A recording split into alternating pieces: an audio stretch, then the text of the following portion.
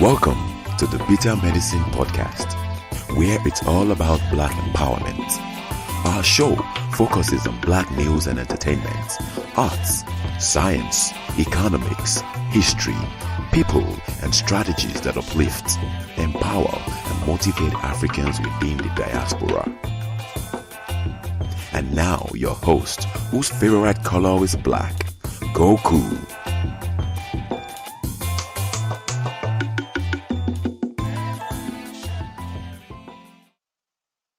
Welcome back to the Bitter Medicine Podcast. I'm your host, Koku. And once again, we're going to be doing a reading of an article that discusses African-centered education. The paper that we're looking at today is Independent Black Institutions, African-Centered Education by Kofi Lomotey out of Louisiana State University. So, let's get into this reading. You hear some guy skylarking in the background. So, independent Black institutions, African-centered education models, Kofi Lomotey, Louisiana State University. Introduction. Many have argued that the academic achievement of a large number of African-American children across the country, as measured by standardized achievement tests, suspension rates, special education placement rates, and dropout rates, has deteriorated considerably over the last 20 years. Several factors have been identified as contributing to this dilemma, including teacher attitudes and inadequate facility. Of late, there has been much discussion about the potential benefits for African American students of African-centered curriculum. Several urban school districts in the United States, including Washington, D.C., Dallas, Detroit, Buffalo, New York City, Philadelphia, Atlanta, and Portland, are using or considering using an African-centered approach to teaching. Indeed, Portland has gone quite far already in attempting to implement such a curriculum on a far-reaching scale. The African-centered approach has been the foundation of most of the members of the Council of Independent Black Institutions, CIBI, based in Buffalo, New York since 1972. Contrary to what some scholars say, it is not too early to judge the results of these curricula. While the dialogue about them is very interesting, much of it is unfortunately lacking in critical information, some of which I will share in the present article. Now, a little commentary here. So, there are folks who, and some of them are scholars, who says it's too early to judge the results of these curricula. Now, the thing about it is this. If the curriculum is really based on, like the previous model of Booker T, and what he did with the Tuskegee Institute, what we've established as our goal here at the Bitter Medicine Podcast as far as curricula go. If you're doing curricula in that way, where it's definitely linked to the community which you live, the problems that you face in your community, right? It really doesn't take 100 years, just saying, right, to know how well the curriculum is doing. Honest to goodness, it takes really just a few years to see that African children in African communities are solving, or at least pondering, seriously poring over the African problems in their African community. It doesn't really take that long. I think I mentioned this on a previous podcast, and I should have thought to cue this up. There was an African kid, I forget which country right now, but a couple years ago, and I'm sure you guys are familiar because it was circulating on social media a bunch. African kid, his house didn't have any electricity. He took a bicycle, an old bicycle, turned it into a windmill, right? Took the parts, turned it into a windmill, and was able to provide energy to his home. to his parents' home. That's a African kid using the knowledge that they learn, right? And then taking that knowledge and applying it to their community and looking at the problems within their community and coming up with solutions. Okay? Recently, I posted on Twitter, I believe, a tweet about, or maybe an article, I can't remember, but it was about another African kid somewhere on the continent who basically built a car from scrap parts, right? The intelligence is there. And if you're talking about a African-centered education, the education is supposed to be fine-tuned to show you results damn near immediately, right? The results or the problems might be smaller ones, but you're supposed to start seeing some changes like almost immediately. So this notion by scholars, this is where scholars get in the way sometimes. This is why in our call to action, we're not asking for people who are certified teachers. Those are great. Come on board if you want. But we're actually saying like the regular folk, the average folk who deal with the problems every day, who want to see a curriculum built that addresses these problems immediately, get on board. Let's come up with a curriculum that deals with stuff that we're dealing with every day. And you'll start to see almost immediately the changes that occur from these children learning how to solve these problems.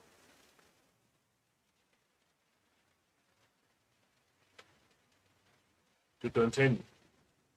The focus on African-centered curricula has occurred partly because parents and educators are looking for new ways to improve the education of African American children.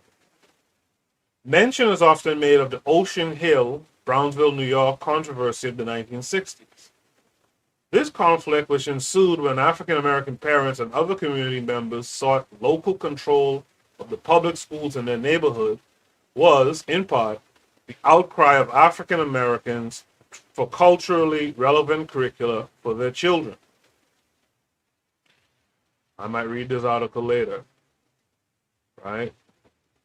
Woolsey 1973 talks about what happened in this conflict.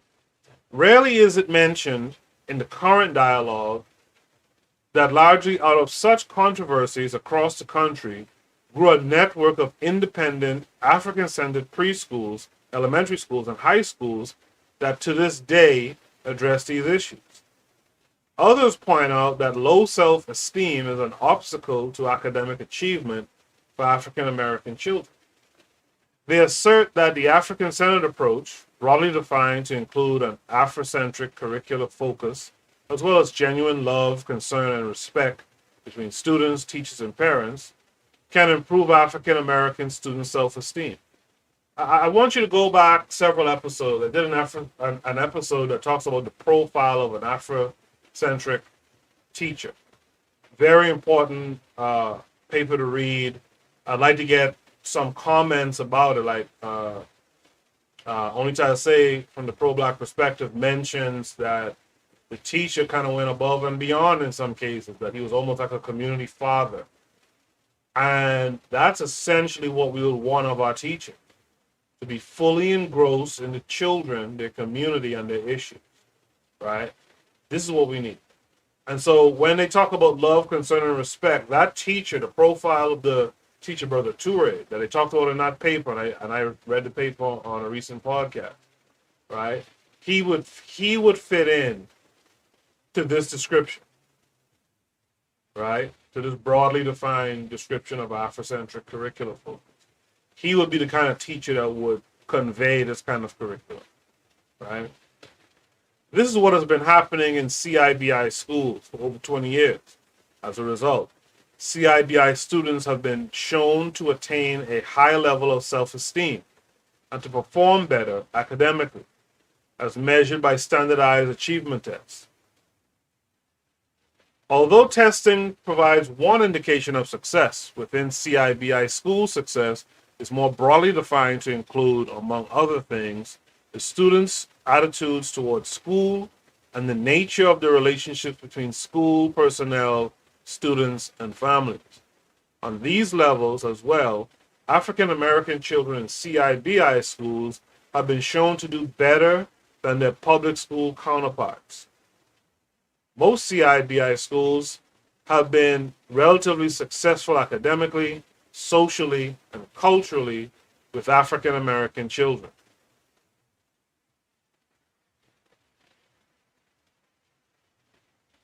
Several experts, including Hirsch in 1987, warn against assuming that an African-centered curriculum is the complete answer for improving the academic achievement of African American children. Indeed, I would agree with them. Curriculum in the narrow sense is not all that matters. However, the curriculum is a critical element, and in the absence of African-centered curriculum materials, large numbers of African American children will continue to be disenfranchised. See, this is, a long time ago I did an episode on low energy folks. Sometimes educated people can be low energy people too. And while we're talking about the importance of curriculum, how curriculum raises self-esteem, how curriculum, an African-centered curriculum will improve African leadership, right? We know that the curriculum is not the end all and the be all, right? We know it's not a miracle pill to solve all the ills, but it is critical, okay? It is critical to begin with, right? And I'm gonna talk about in another episode. I'm gonna talk about how the importance of like mothers are in learning, right, and being the first teacher, and how it's important for them to be fully immersed, right, fully engaged in African tradition, to pass that on in their teachings to the children. We know it's a multitude of things, like we talked about last time. It takes a village to raise a child. So we know it's not just about just the curriculum, but don't be a naysayer and talk about, well, education ain't enough. Dude, shut up. We know that.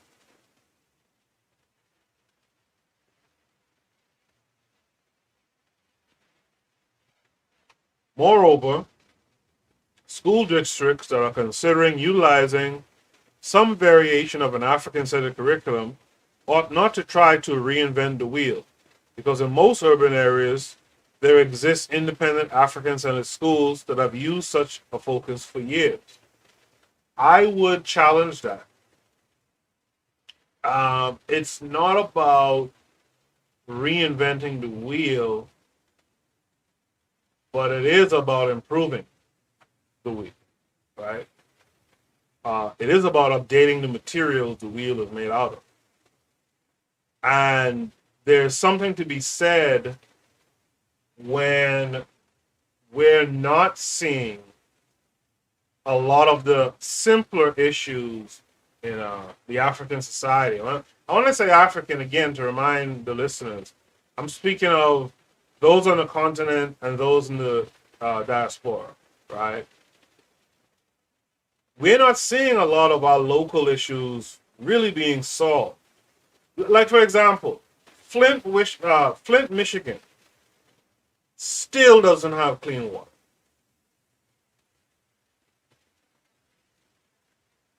Are you hearing what I'm saying? Flint, Michigan still doesn't have clean water, and we're about to have, that was under Obama when that happened.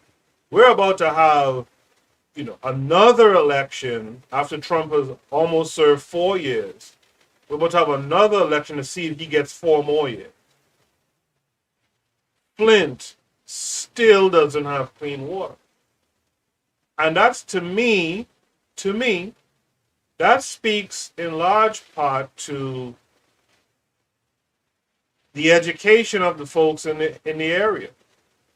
Because a part of like an African-centered curriculum means that you're not waiting around for other people to save you, right? Your education is about your self-determination. It's about your self-esteem. You have a high enough self-esteem to say, damn them, I could fix my own problem.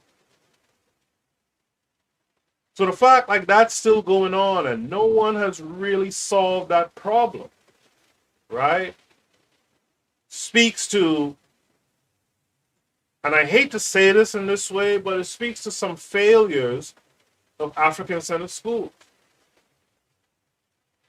You know, if your African-centered school is only basically teaching like Kwanzaa talk, right? I mean, that's cool and everything, but is it really doing the work that needs to be done? Right? Is it really doing the work that needs to be done? You know, I dare say no. Okay? These institutions can and should be studied and their expertise drawn upon to facilitate the development of African-centered curricula for public and private school use. And that I agree with. And that leads to another question. Are these institutions being forthcoming, if they are? And then the question is, why aren't they? But are they collecting data? I mean, pertinent data. Don't just tell me how much people graduated from school. But are they collecting data as to like what have the prior students done? What problem solving are they engaging in? What issues have they met face on? You know, like we need that data as well. So I agree that we must study these institutions if they're forthcoming. You know, there's one guy who everyone brings up when you talk about African-centered education and you know, pretty much inaccessible, right? The curriculum is inaccessible. If I remember correctly, maybe behind a paywall, I can't remember. But, you know, pretty much inaccessible. And so that doesn't help us, you know. This paper is from a journal called the Journal of Negro Education. And I've been trying to find some info on like African-centered, you know, data from these schools, and you can't find it. So are these people reporting it or not? See, all this is a problem. The curricula that I'm talking about creating, that I'm in the process of creating, hoping that some of you will come and help lend a hand. You know, one of the things we want to do, absolutely, is engage children and their families, have them work from the curriculum, and then get feedback on them, especially those who are like supplementing the public school system education. Get feedback from them on, well, how are they doing in the public school system after receiving this curriculum, after working through this African-centered curriculum? How are they doing, you know, socially? How are they doing with problem solving in their immediate jurisdiction, in their home, in their community, right? What are the things that they're talking about? What are their ideas and thoughts for the future? That's what we need. We need that kind of stuff coming back. We need to report that kind of stuff, right? In this article, I will share some information regarding these institutions. I will begin with the definition of African-centered education, followed by an overview of the history and philosophy of independent Black institutions, and discussions of the academic, social, and cultural development aspects stressed within these schools. The article concludes with recommendations for educators working with African American children and African-centered curriculum. So this paper is, you know, a U.S.-based type paper, meaning that it's about the Africanized American. It's about the Americanized African here. But again, when we speak about African, we're speaking about from here all the way through and straight back to the continent. Okay? But the ideas can be useful. Again, the idea is that you solve problems where you are,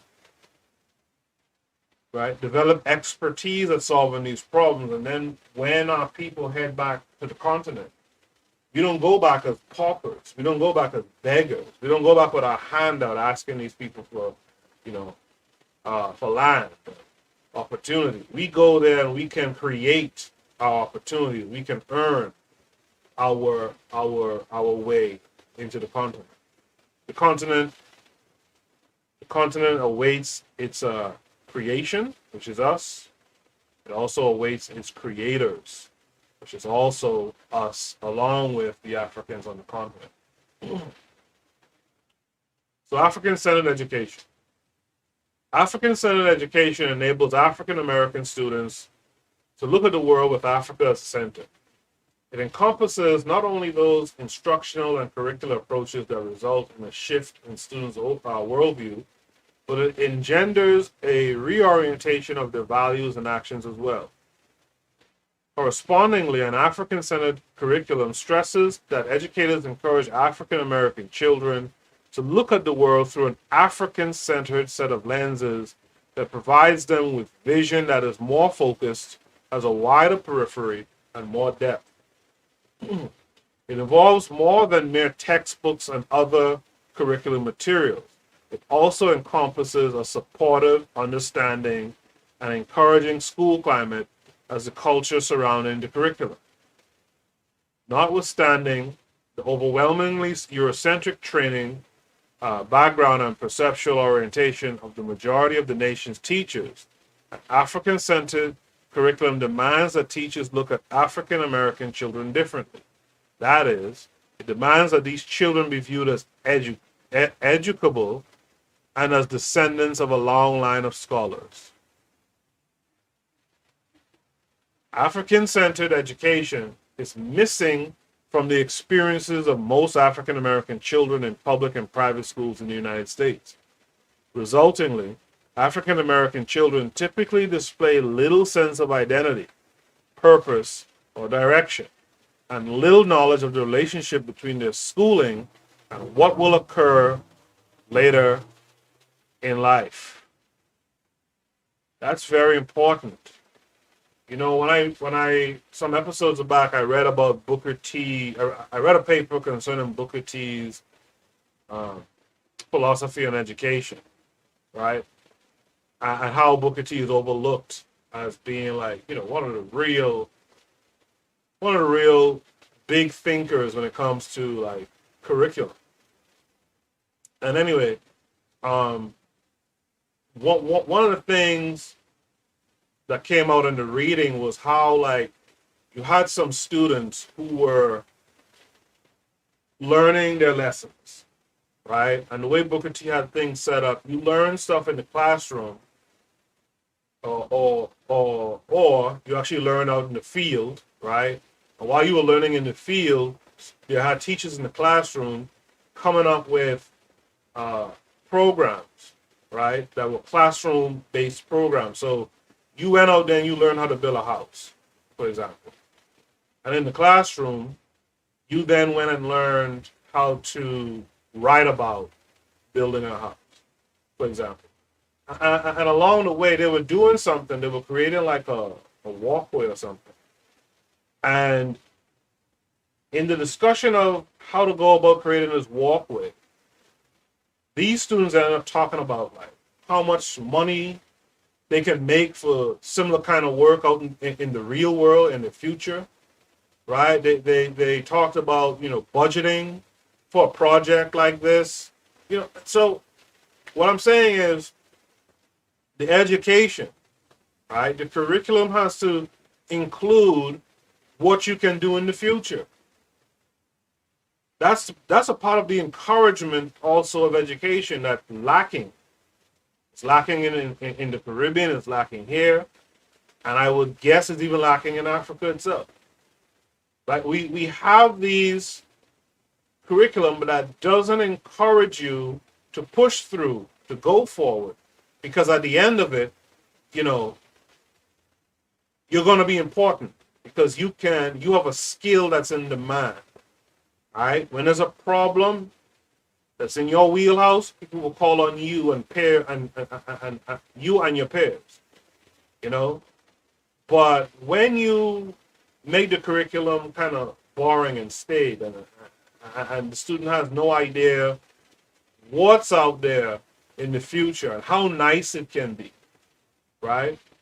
They're gonna turn around and look at the drug dealers around them, and look at what they're doing now, right? And the kids who work for the drug dealers, and the amount of little trinkets they could buy because they work for a drug dealer. They're gonna do that kind of stuff.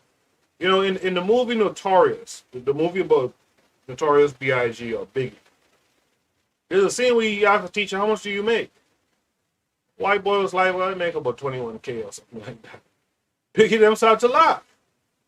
Like, shit, I could go make that on the street now. Right? Now what, unfortunately for Biggie and them, yeah, you could go and do those things on the street, but how many of your partners died out there doing?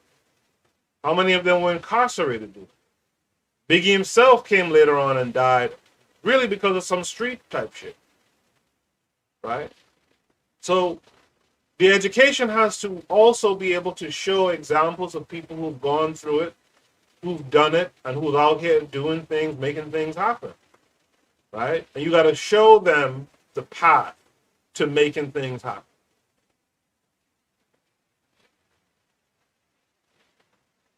So, where am I? Thus, African-centered education seeks to meet a set of cultural as well as academic and social goals. In this regard, it requires all educators to realize that academic achievement in and of itself is not enough. They must identify culturally with African American children to teach them about their culture, about life, and about where they fit in society and the world. And to be clear, the Americanized African has done a lot of stuff here, considering what they've gone through. But your ancestors from the continent to here have done a lot of stuff too. And so this is why the education needs to be more unifying too. It needs to be Pan-African in nature. We got to understand, who's done what and where, right?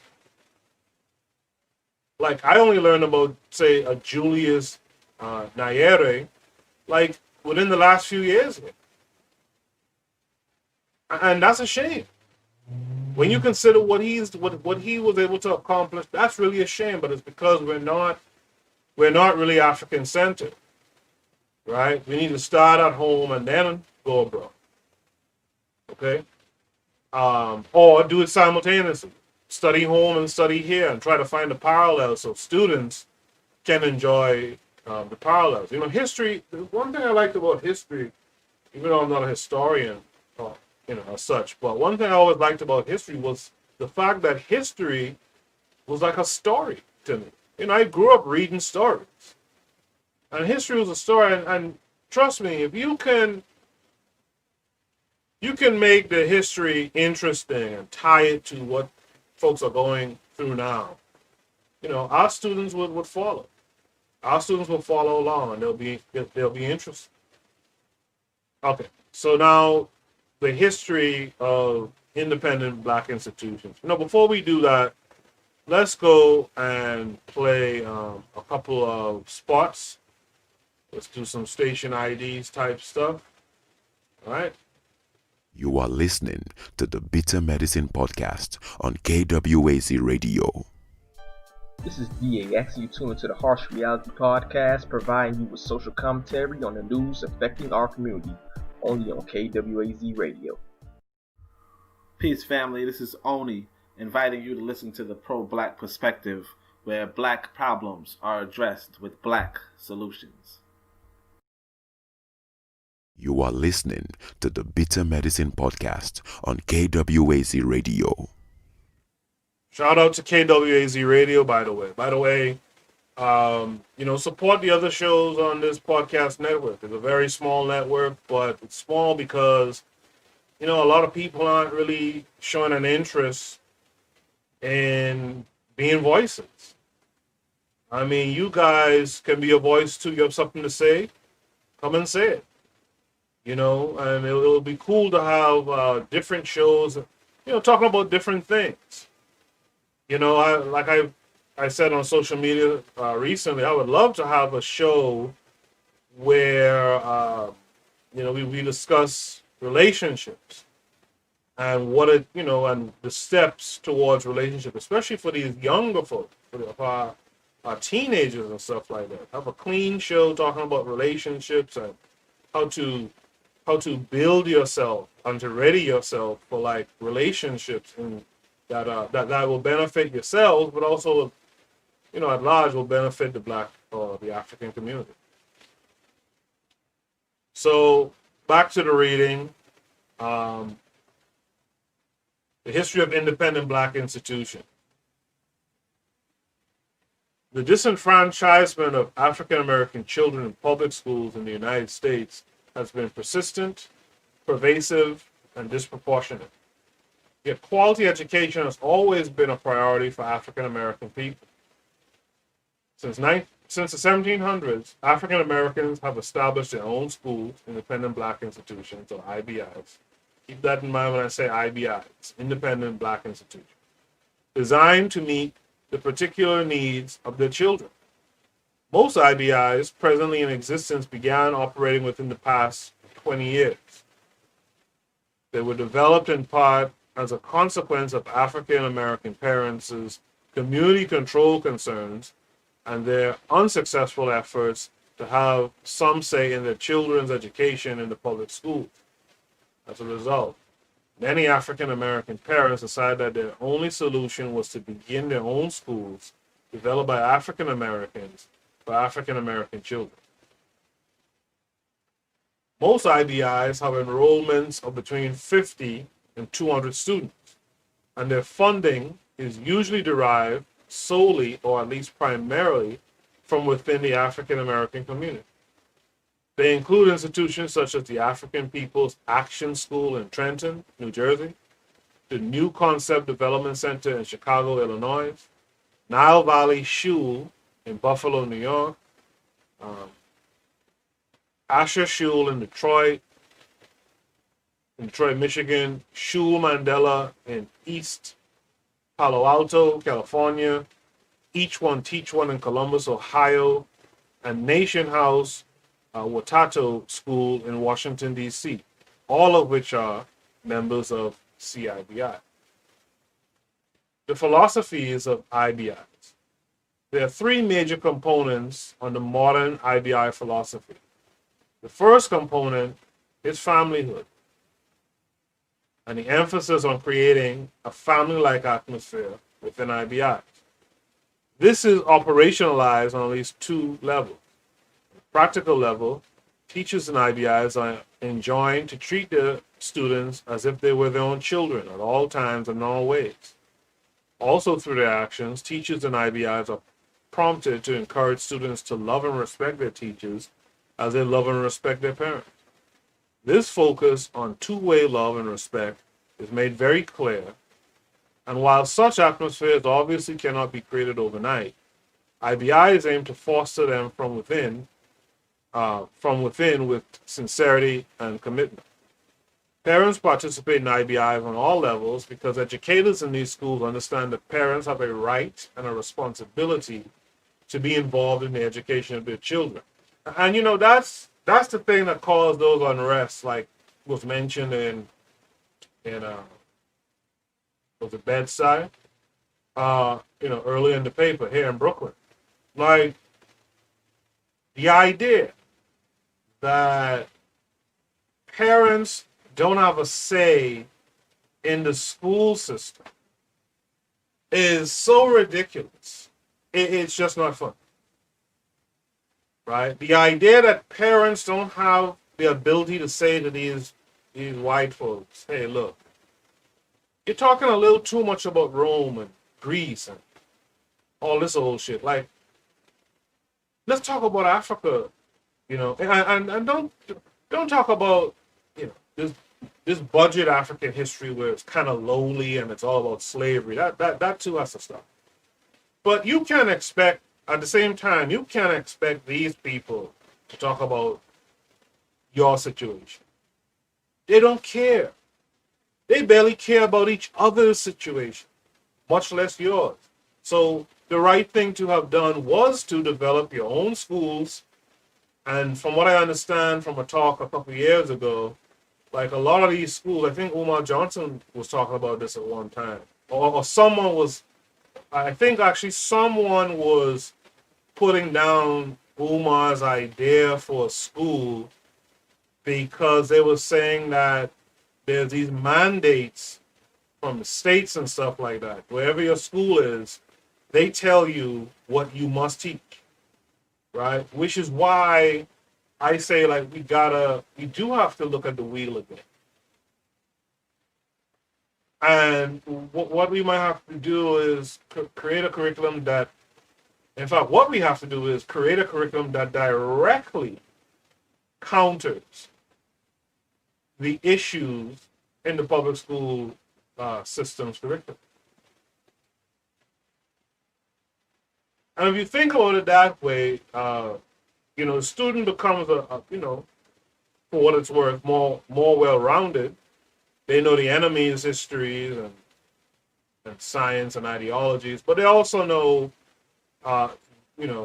their science, right? A more African-centered approach to science that directly teaches them there's these problems in African society and within our communities. We need to solve them. Again, I'm going to use Flint as the example. I think I just listed some schools in Detroit and all this kind of stuff, right? If I'm not mistaken, Flint is a suburb of Detroit. So, clearly we're not really solving problems around us. And again, if we can't solve the problems around us, we cannot solve problems where we hope to one day return to. Not hope to, but where we plan to return to in the future. Parents that serve in such capacities as teachers, teacher aides, administrative assistants, field trip chaperones, and curriculum developers. And again, that's what I'm asking you guys to do. This right here. You don't have to be a board certified teacher. You're a parent. You want more for your children. You want more for your community, for your race going forward. Right? Join in and help. What are the things you see going on in the public school system that you just don't like? That you know it's affecting your child because they're an African child. We'll come on through and let's talk about it. Let's talk about it and let's make sure that the curriculum we build addresses that problem, or those problems. Right? The second component of the IBI philosophy is their value system. In the 1960s, Karenga created a doctrine called KWAZ, which fought a set of values called the Nguzo Saba, Swahili for the 7 principles of blackness. You guys should be familiar with this. Most IBIs have adopted these values as part of their philosophy. The Nguzo Saba in Kiswahili and English are Umoja, unity, Kuji Chagula, self-determination, Ujima, collective work and responsibility, Ujama, cooperative economics, and the brother Onitase was just doing a live episode of his podcast earlier today. I was checking it out before I came and did this, and he was talking about the best page in Amos Wilson's book, The Blueprint, which basically talks about cooperative economics. So you guys should check that out. Nia, purpose, Kuumba, creativity, Imani, faith. IBIs attempt to incorporate these values into every aspect of the operation of their program. Various African-centered curriculum methods are used to transmit these values, including holiday celebrations, field trips, community events, rituals and protocols, dress codes, and the use of African proverbs and stories. So my thing with this is great, but from a distance, right? Again, I haven't been immersed in any one African-centered school, but my encounters with them, and even with, say, teachers in the public school system that try to bring this kind of energy to the classroom, to me, it's always, again, it's great. I'm not knocking it, but to me, it's always kind of a passing thing. Like it's like decoration. It's there, but you're not focused on it heavy. And that's something I want to change with this curriculum. I want everything to really be ingrained, right, and infused with concepts like these concepts that we just described. Third aspect of the IBI philosophy could be termed revolutionary Pan-African nationalism, or RPN. RPN contends that these institutions, A, are part of a new system of education to replace the existing mainstream system that is inappropriate for African Americans, B, provide a means by which African Americans can identify with Africans around the world, and C, acknowledge the view that African Americans make up a nation within a nation. African Americans who have created IBIs have observed the public schools and deemed them inadequate to meet the needs of African American children. They have gone one step further, however, with the creation of an alternative, the IBI. Also, African Americans working with IBI see themselves as a part of a worldwide community of African people.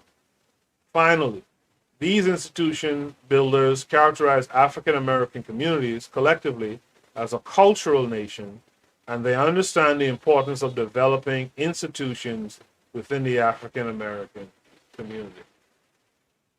I like that whole thing. That's something I'm going to come back to in a later episode or maybe in a blog post. Yeah, so the Bitter Medicine blogs,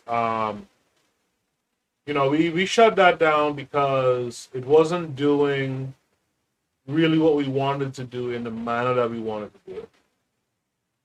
And so, recently I've been streamlining the way I've been working, the way I've been doing stuff when it comes to this podcast and when it comes to the information. So what's going to happen is you're going to see me announce in the next few weeks or so, or maybe a month or two, you're going to see me introduce the new site, right? That's going to be a podcast and a blog site. It's going to be where I write blogs and I post my podcast. And the blogs that I write are going to be, again, around this idea of an African-centered curriculum. And, if you want to also write something and have it on the site, then you'll just email me at bitter.medicine.podcast@gmail.com and I'll put up your blog post. But, I'm changing the way I was doing things before. I'm not trying, at first I was trying to get like a community of writers who were writing about, topical items that, affect our community on a daily. I've changed from that now. It's going to be more focused on, the news site is going to be focused on blogs that are focused on curricula, and these episodes of the podcast. All right. Take a sip of water here.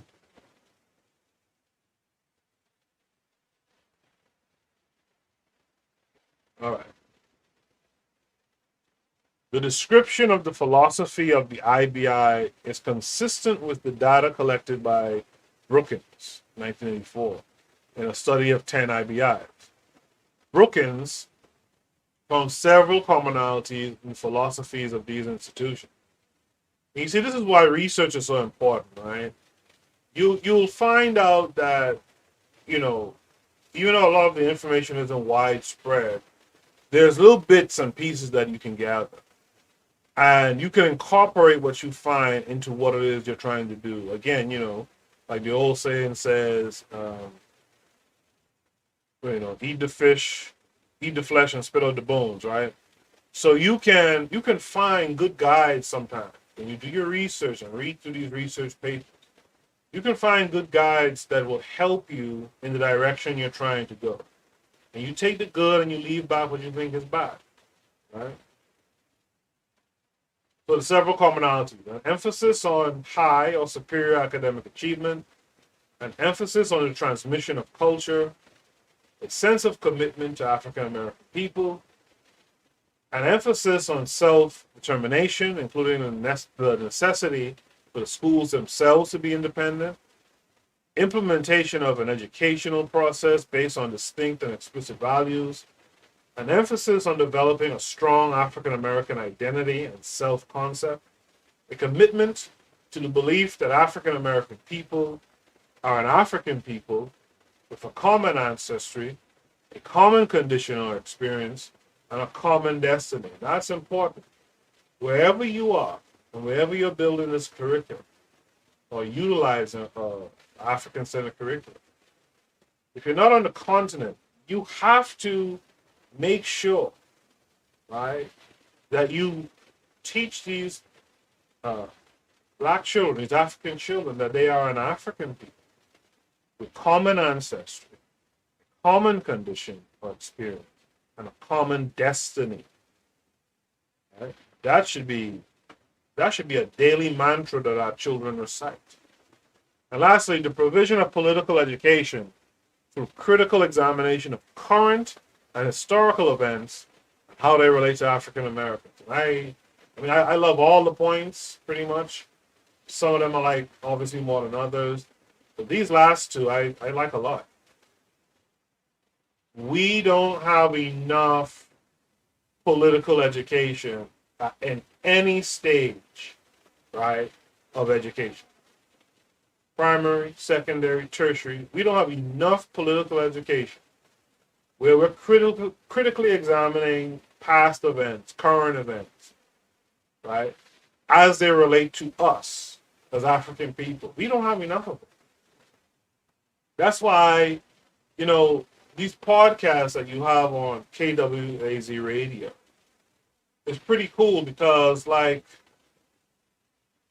listen to Only Time Say the pro-black perspective, and if you join his Discord and follow him on social media, and follow some of the people, who he follows or interacts with. Like, there's a bunch of us who kind of follow each other, and you'll get good game on stuff that happened in history, that happened in other countries, say countries in the continent, that you've never heard about because we're not as African-centered outside of the country as we might like to think we are, right?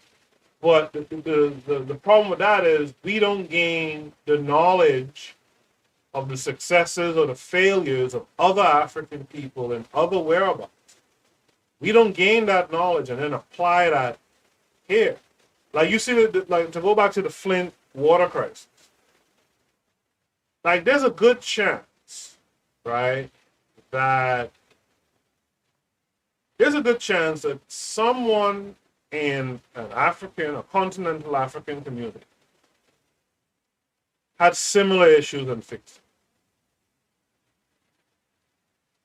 And we just don't know about it because we're relying on people who hate us to fix our problem. You see? Man, it's highly, highly problematic, the situation that we currently find ourselves. You are listening to the Bitter Medicine Podcast on KWAZ Radio.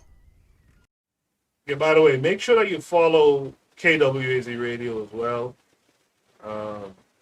Make sure you follow us. Make sure you give us a thumbs up on this video, on this podcast. If you're listening to it on a podcasting app, that's cool too. But make sure, come back, give us a thumbs up. It helps with the algorithms. It helps, potentially helps us, get better viewership, etc. And it allows us, and this is the one that's really key to me. Once we get a certain amount of subscriptions, likes, or watch hours, it allows us to do a little bit more stuff on YouTube, right?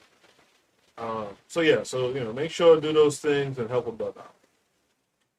So there's a developmental emphasis at IBF. One of the major determinants of how well a student will do academically is how well the teacher believes the student can do. On one level, it is understandable how so many educators can have such low expectations for their African American students. There are so few examples of African American students doing well in large numbers. That's a big problem.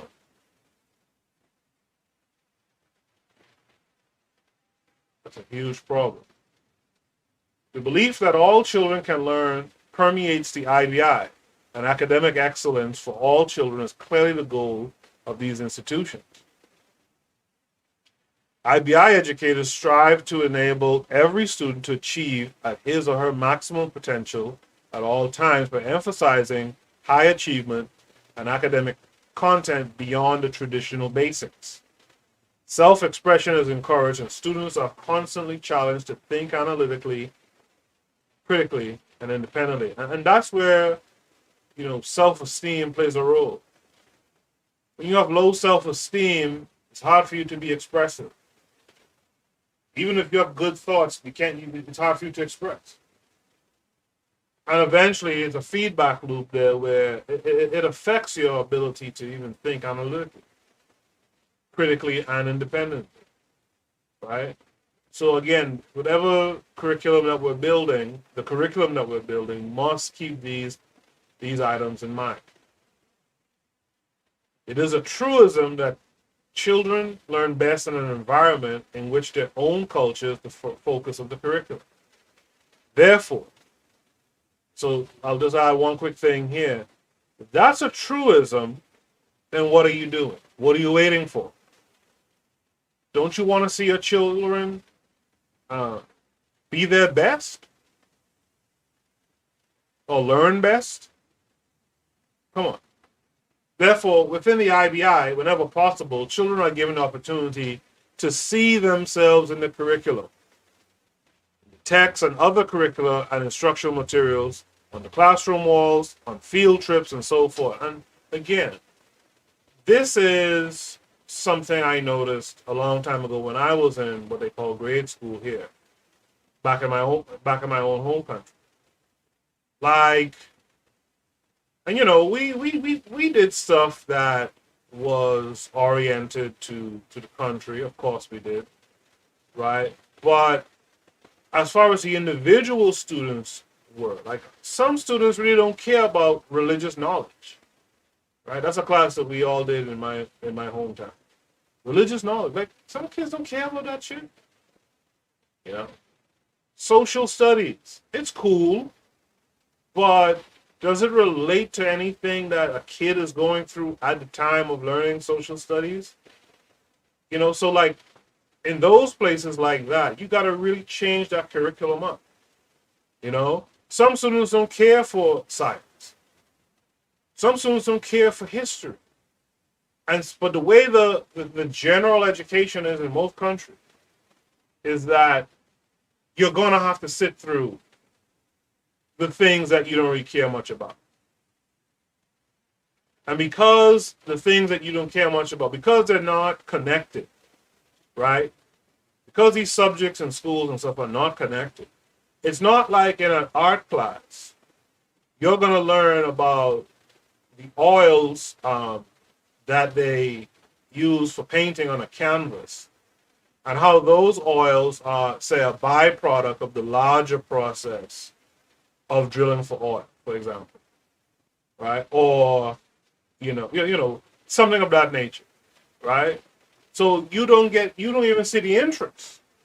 Even in the things that you like to do, you don't see those things appear in the subjects that you don't care for. So this is why, like I said in the past, I've noticed guys drop out of school like in grade 3.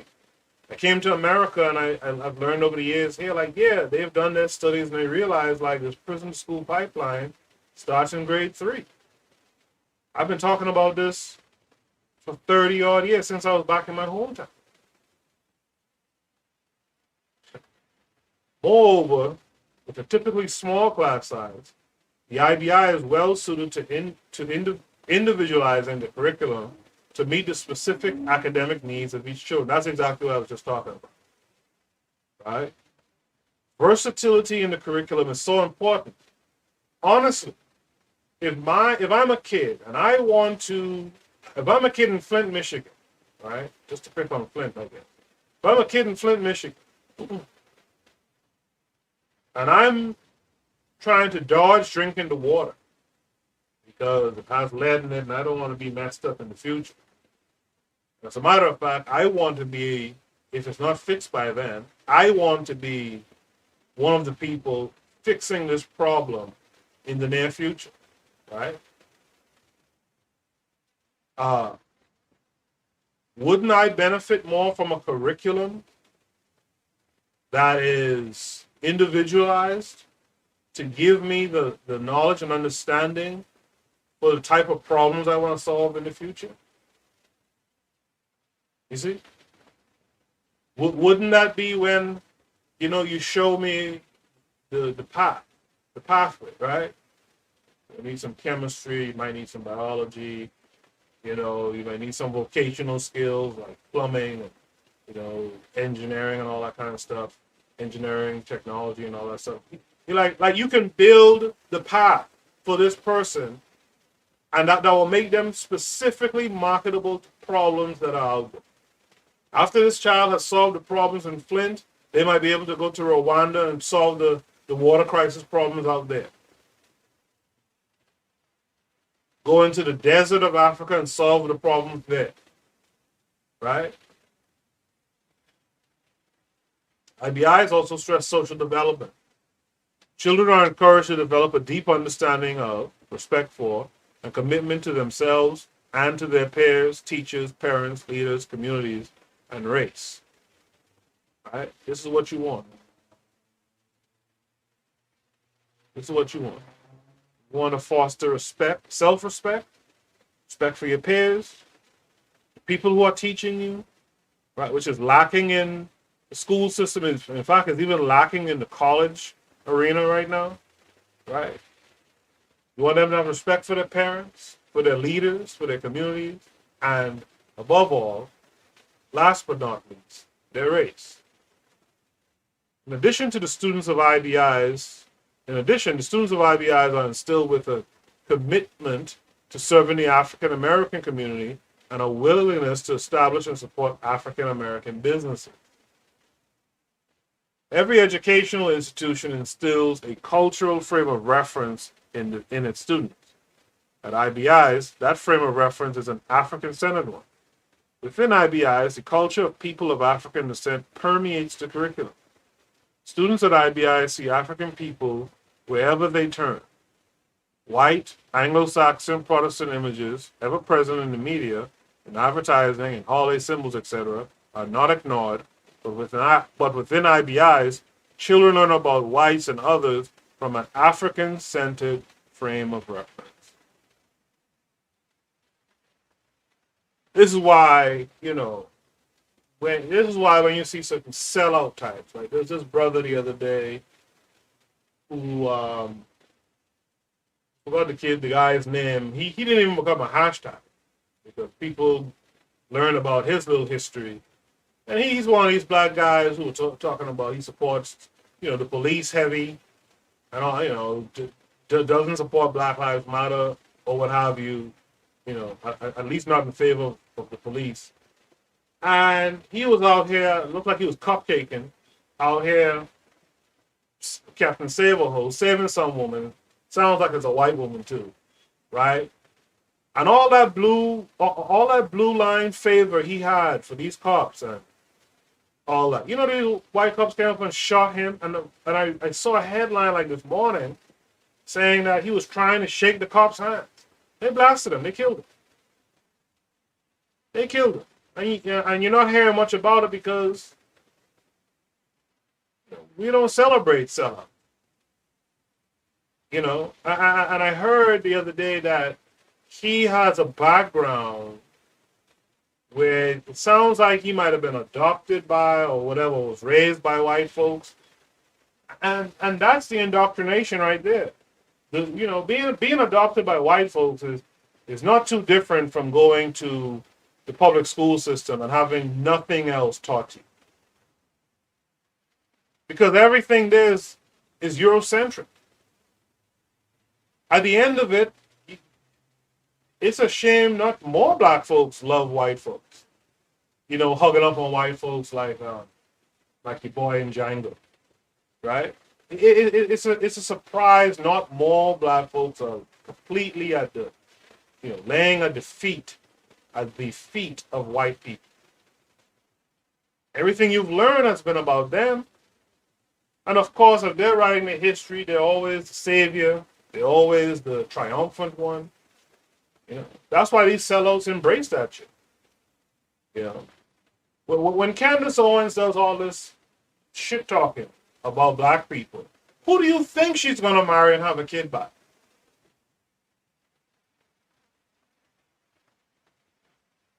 Anyway. The focus of the IBI curriculum, particularly with reference to very young children, is African American culture, the African American experience, and how world events affect African American people. Educators within IBIs argue that this focus is particularly important for younger children because they are still forming their habits, personalities, self-concepts, and understandings of the world. Thus, if their early learning is put into a culturally relevant context, they are more likely to be motivated to feel good about themselves and ultimately to be successful academically, socially, and culturally. Before I get into the introduction, let me play a few spots here. You are listening to the Bitter Medicine Podcast on KWAZ Radio. This is DAX. You tune into the Harsh Reality Podcast, providing you with social commentary on the news affecting our community, only on KWAZ Radio. Peace, family. This is Oni, inviting you to listen to the pro-black perspective, where black problems are addressed with black solutions. You are listening to the Bitter Medicine Podcast on KWAZ Radio. Yes, indeed, we're back. And we're about to get into the conclusion of this paper. And as always, I hope these papers that I'm selecting, I hope they interest you. And if they do interest you, and if you want to, in the comment sections or via email, bitter.medicine.podcast@gmail.com, or social media, however we're connected, right? Ask us where you can get this paper. You can join my Discord. I haven't made a big deal about the Discord yet because I'm building it. I'm trying to get it proper before I really get people there. But you could join my Discord community, and you could get the paper. Or I can email the paper to you directly. But I prefer you guys start to join and become a part of organizing for this curriculum development. So, conclusion and recommendation. In current discussions about African-centered curricula, educators are debating what the specific content should be and who should teach it. And this is something we've been talking about for a couple of episodes here. This is a much-needed dialogue if the quality of education afforded to African-American children is to be improved and the ultimate survival of the African-American community ensured. And it is about survival. This curriculum that we're talking about building, this is about our survival, right? We don't want to be beggars and paupers of these Eurasian folks. We want to be able to stand on our own 2 feet, deal with our own problems, right? Solve them, and keep it moving, right? However, the historical and contemporary models of IBIs provide a ready-made model for those who desire to provide African-centered education for African American students. The IBI model is a useful one that provides inspiration for parents and teachers in the public schools because, one, it demonstrates that African Americans can effectively educate their own children. 2, illustrates African American institutional development and financial independence. And 3, provides a training ground for tomorrow's African American leadership. I have already mentioned some of these schools, but there are many more across the country, 38 in CIBI alone. There are also many public school models that have been successful in working with African American students. Examples include the Phyllis Wheatley and Maynard, Holbrook, Jackson, Vanguard Elementary Schools in Dallas, Bethune Elementary School in Fresno, California, Highland Elementary School in Inglewood, California, the 59th Street School in Los Angeles, California, and Rachel Jean Mitchell School in Brooklyn. I'm familiar with that school, actually, in Brooklyn, New York. I like that. That's still around. I gotta look that up. This list, of course, is not complete and merely represents a few examples of schools that have been successful in the public and private sectors over time, providing quality education to the African American children in their charge. Hold on, let's see something. Achieve Mindset, peace to you, brother. I see you in the chat room. You're saying good morning, so that means you must be ahead of us in time, or behind. You're most likely ahead of us in time. I appreciate you tuning in, and I like your screening. You have to have an achieve mindset. Achieve mindset, where are you from? Type those in.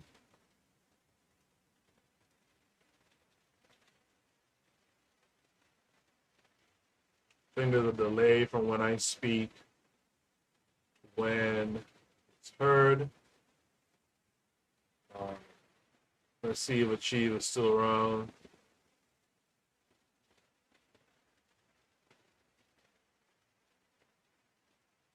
So we'll come back in and see if Achieve is around still.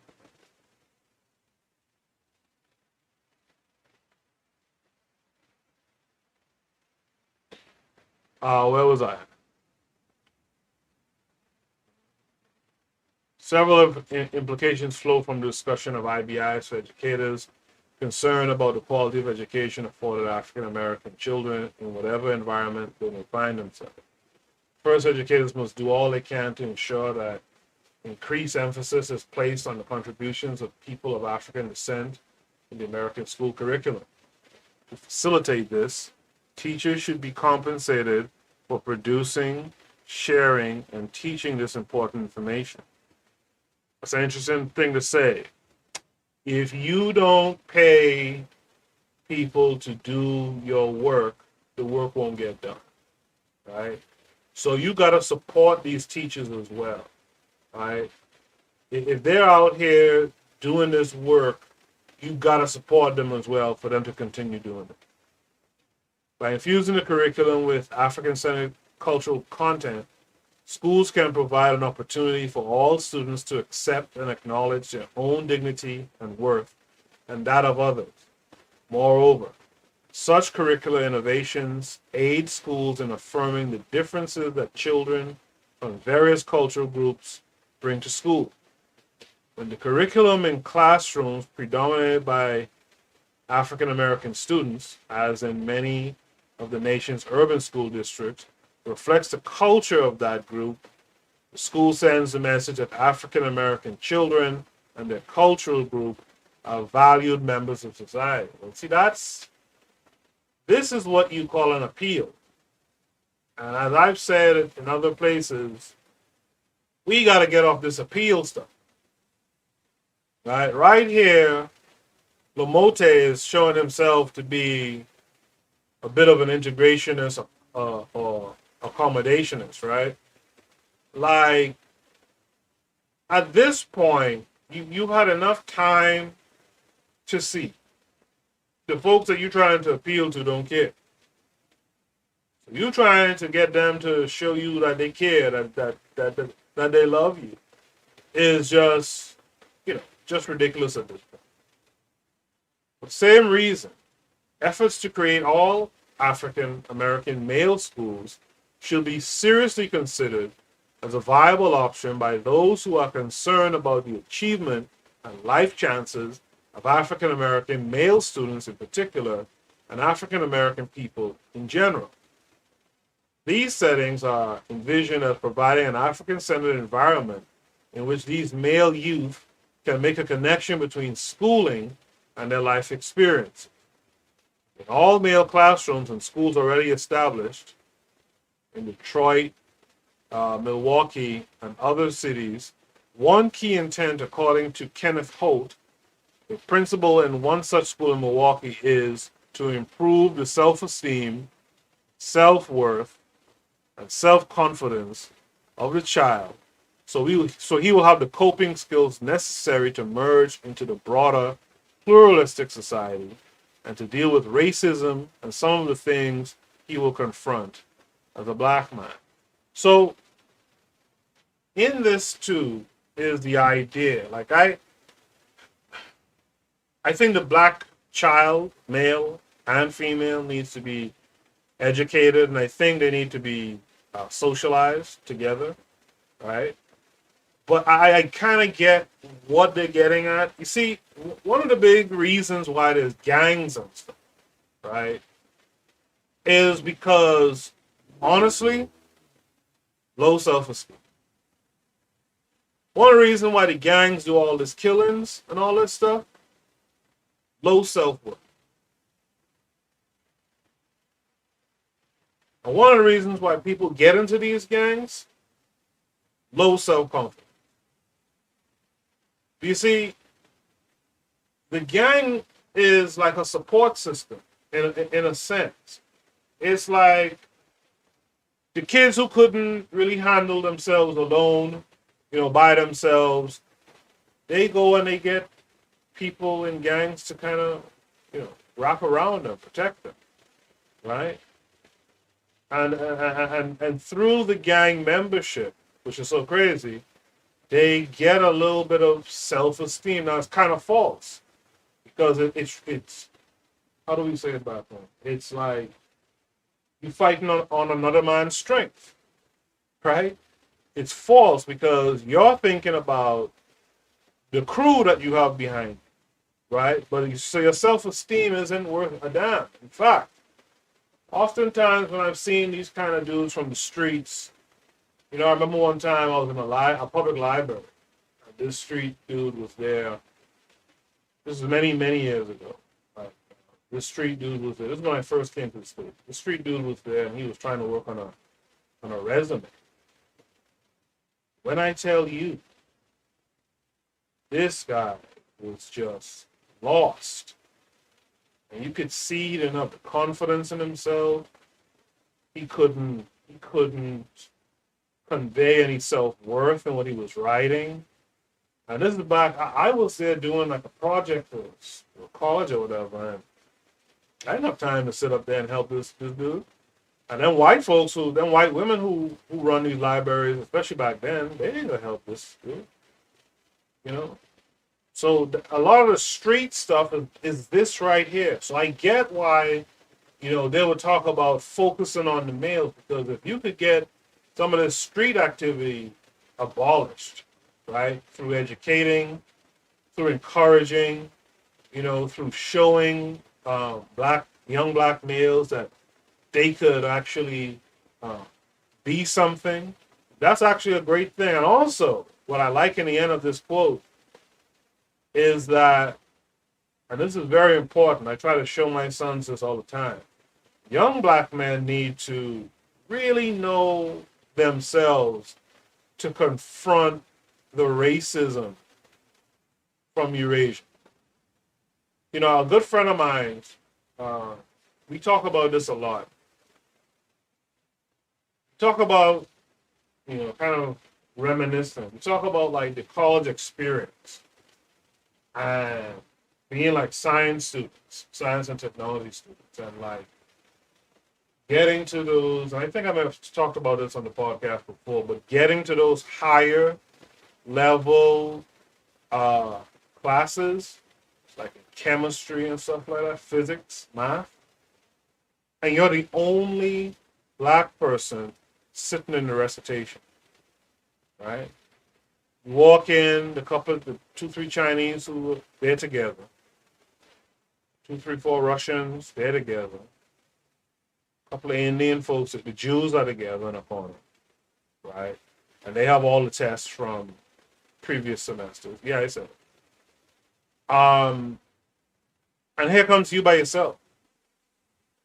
Like, you have to have a strong mind to really excel in that condition. And so you need a curriculum that teaches, like, hey, you have to go around these Eurasian folks, you go around them from a level of strength, high self-esteem, great self-worth, the confidence is crazy. That's what we gotta teach young boys. So I kind of understand why there would be some suggestion of a focus on black boys. And then again, this is what Umar was trying to do, right? While little product evidence is available on these relatively new models, all indications suggest that these institutions are achieving a high level of success. Second, educators must understand the importance of culturally similar role models for all students and do all that they can to increase the number of African Americans within their ranks. Part of enabling students to see themselves in the curriculum is allowing them to observe at work those educators and professionals who share their cultural background. This has long been shown to have a positive effect on children's self-concept and their self-concept and their sense of their own capacity to be successful. I mean, just obviously put, we need positive examples. You need to see someone who came from where you were and is doing it. And the thing is, one of the problems that we see is when folks come back around who did it, is usually some rapper, some actor, some, maybe a musician sometimes, besides rap, some ball player or something. And the reality of it is those folks will come around and, pass through, breeze through, and then you don't see them again. But what you want in this curriculum building is the concept. When you get that education and you know how to solve problems, you solve the problems in your community and you solve them from within your community. This is why it's so important to get all this criminality stuff down, if not abolished, if not abolished outside the norm for humans to be criminal, right? We got to get some of this stuff down because the first thing these dudes do, watch any rapper who's made it. They move. They get their mama and everyone up out there. Then watch any rapper who's made it and who still stays down in the community. 9 times out of 10, they die in the community. So it's an all-encompassing thing that you're trying to achieve here in this curriculum. Okay? The context in which African-centered education is most often discussed is extremely limited and inappropriate. The nation is serious about, again, the nation is serious about educating African-American children. It must be equally serious about educating them from an African-centered perspective. So what I would change in this statement here, my belief is that he's talking about, the United States as the nation, right? But what I would like to talk about is the nation of Africans. This is why nation building is so important. We as the nation, right? If we're serious about educating African American or African children, right? It must be equally serious about educating them from an African-centered perspective. If we're going to be nation building and we're not talking education, we're not really nation building. Certain things you might be able to do concurrently, but I wager that if we are building this curriculum and getting the students' minds right, children's minds right, and even parents' minds right, teachers getting their minds right as well, right? How are we going to build a nation?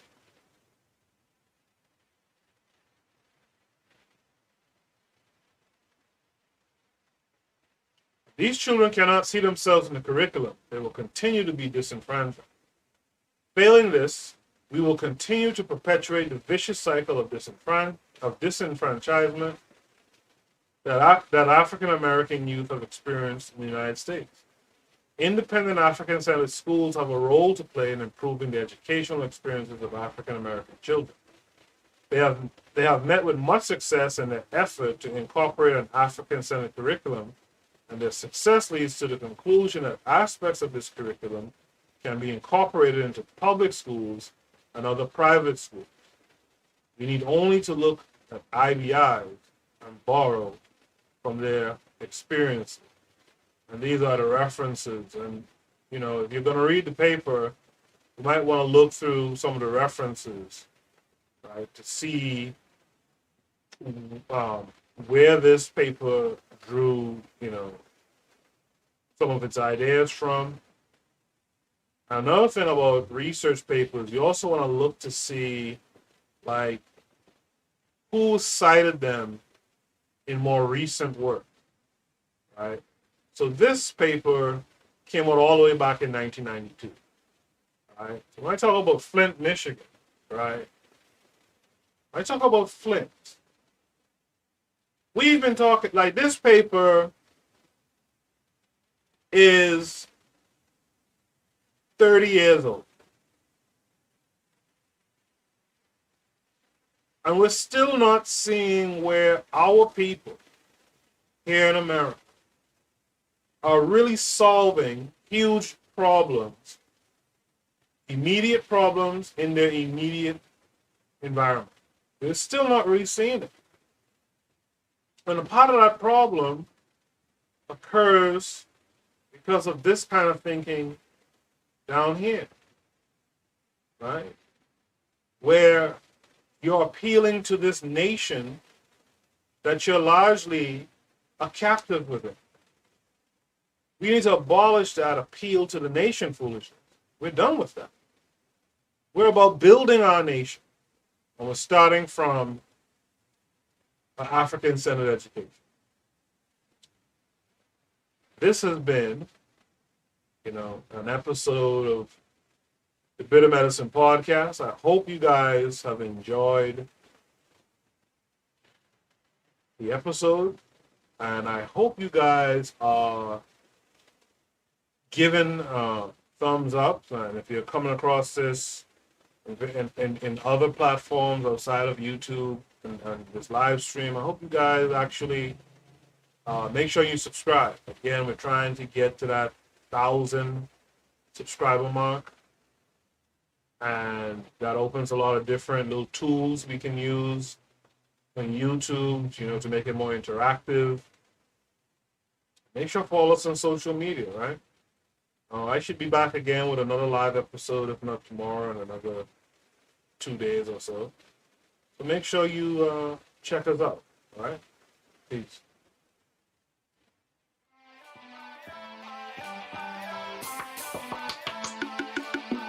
Thanks for listening to the Bitter Medicine Podcast with your host, Koku. If you like what you just heard, we hope you pass along our web address, bittermedicineblogs.com, to your friends and colleagues, and share our show to all your social media. Be sure to check out our archive section on our website for previous podcasts. This has been a KWAZ radio production.